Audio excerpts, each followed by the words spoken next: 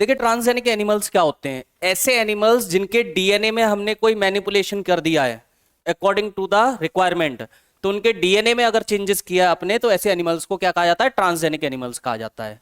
Transgenic animals, आज बहुत तरीके के ट्रांसजेनिक एनिमल्स तैयार किए जाते हैं रिसर्च के लिए। जैसे रेट है, रैबिट, पिग, सीप, काउ, फिश, सभी एनिमल्स के अंदर हम डीएनए को मैनिपुलेट करके इनके अंदर कई सारी चीजों की स्टडी करते हैं। 95% से ज्यादा, लेकिन जितने भी ट्रांसजेनिक एनिमल है उसमें सबसे ज्यादा यूज रेट का होता है। उसका कारण यह है कि रेट के अंदर जो जीन्स होते हैं वो ह्यूमन के जीन से कहीं ना कहीं ज्यादा सिमिलर होते हैं as compared to other animals. लेकिन सबसे बड़ा क्वेश्चन क्या आता है बेटा कि what is the benefit of these transgenic animal to the human beings? क्यों बनाए जा रहे हैं ये ट्रांसजेनिक एनिमल्स? तो इसके कई सारे कारण है। सबसे बड़ा रीजन होता है कि हम ये स्टडी कर पाए कि हमारे जीन्स की नॉर्मल फिजियोलॉजी क्या है, हमारे नॉर्मल जीन्स कैसे वर्क करते हैं, कैसे उनके जीन्स के जो प्रोटीन्स डेवलप हुए हैं उनके इफेक्ट हमारे बॉडी में रहते हैं। इन सारी चीजों की स्टडी करने के लिए ट्रांसजेनिक एनिमल्स को डिजाइन किया जाता है। तो transgenic animals specifically design to allow the study of how genes are regulated in the body and how they affect the normal functioning of our. जैसे हमारे अंदर मान लो इंसुलिन का क्या इफेक्ट है, इंसुलिन कैसे काम कर रहा है, इंसुलिन लाइक ग्रोथ फैक्टर जो होते हैं हमारे, ये कैसे बनते हैं जीन्स के थ्रू, फिर इनका रेगुलेशन कैसे हो रहा है। सपोज हमारे अंदर जीन्स ने कोई प्रोटीन बनाई, कोई हार्मोन बनाया, कोई एंजाइम बनाया, तो कितनी देर तक बनाएगा वो, फिर कब तक बनाने के बाद कब स्टॉप हो जाएगा, फिर दोबारा कब उसका रेगुलेशन होगा। ये सारी चीजें हमारे बॉडी में हम ट्रांसजेनिक एनिमल के ऊपर ही स्टडी करते हैं। अब ये सारी चीजें ह्यूमन पे तो स्टडी नहीं की जा सकती, इसलिए ना एनिमल्स तैयार किए जाते हैं, प्रिपेयर किए जाते हैं। उनके अंदर इसी तरीके के जीन्स को हम चेंज कर करके देखते हैं बार बार कि इस जीन को चेंज करने से क्या इफेक्ट आ रहा है बॉडी पे, इस जीन से कौन सी प्रोटीन बन रही है। दूसरा, आप स्टडी ऑफ डिजीज के लिए भी ट्रांसजेनिक का यूज करते हो, है ना। मान लो आपको किसी डिजीज की स्टडी करनी है, कैंसर की स्टडी करनी है सपोज, या आपको लीवर से रिलेटेड कोई बीमारी है उसकी स्टडी करनी है, तो उसके लिए हम लोग क्या करते हैं? ट्रांसजेनिक एनिमल्स का उपयोग करते हैं। उनके अंदर हम पता लगाते हैं कि कैसे जीन एक्सप्रेस हो रहा है, अगर वो जीन एक्सप्रेस ना हो तो शरीर में कौन सा इफेक्ट दिखेगा, क्या उसके सिम्टम्स आएंगे बॉडी में, अगर उस जीन को रिप्लेस करके कोई दूसरा जीन डाला जाए तो उसके क्या इंपैक्ट होंगे बॉडी के अंदर। ये सारी चीजें हम स्टडी करते हैं। तो यहां पे हम कह सकते हैं कि जो ट्रांसजेनिक एनिमल्स हैं they act as a models, है ना। These are specially made to serve as models for human disease so that investigation of new treatment for diseases is made possible, है ना। अब कोई डिजीज हो गई है तो उसको ट्रीटमेंट देना है, भाई पहले डिजीज का पता लग जाए कि किस तरीके से हो रही है, कौन सा ऑर्गन इफेक्ट हो रहा है, किस जीन की वजह से हो रही है, तो उसी के अकॉर्डिंग उसका ट्रीटमेंट भी तैयार किया जा सकता है।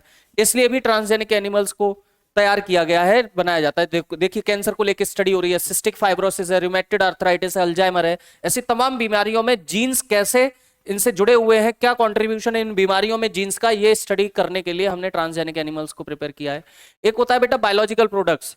देखिए कई सारी बीमारियों को ठीक करने के लिए आपको जो दवाएं देते हो, उन दवाओं में क्या होते हैं? कुछ बायोलॉजिकल प्रोडक्ट होते हैं जो किसी लिविंग ऑर्गेनिज्म के शरीर से ही निकाले जाते हैं और उनसे वो दवाइयां बनाई जाती हैं।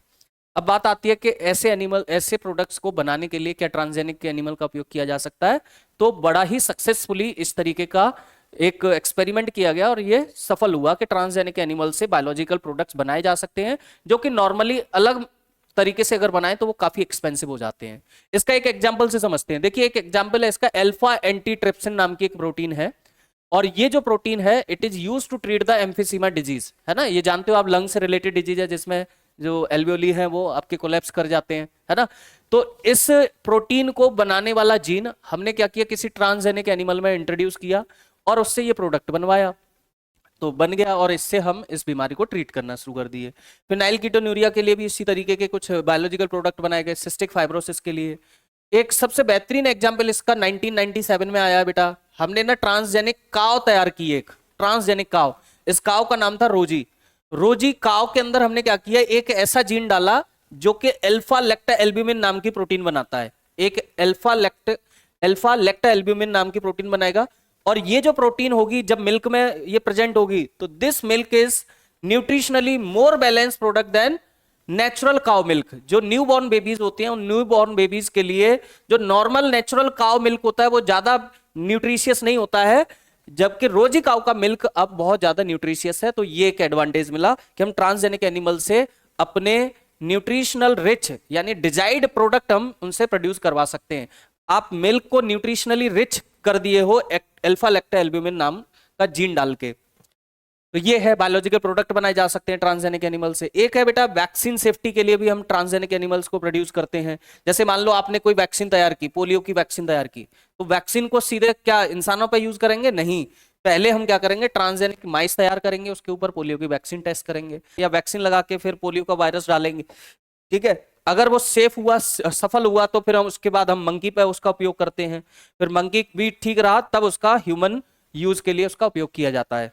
ठीक है, लास्ट इसका ऑप्शन है कि लास्ट यूज क्या है सर? ट्रांसजेनिक एनिमल का एक और यूज है, वो है केमिकल सेफ्टी और टेस्टिंग। अगर हमें किसी केमिकल को जो टेस्ट करना है तो उसे ट्रांसजेनिक एनिमल के ऊपर ही करते हैं, ह्यूमंस पे नहीं करते हैं। तो this is all about transgenic animals. अगर आपको वीडियो अच्छा लगा हो तो इसको लाइक एंड शेयर कर दीजिए। Thank you.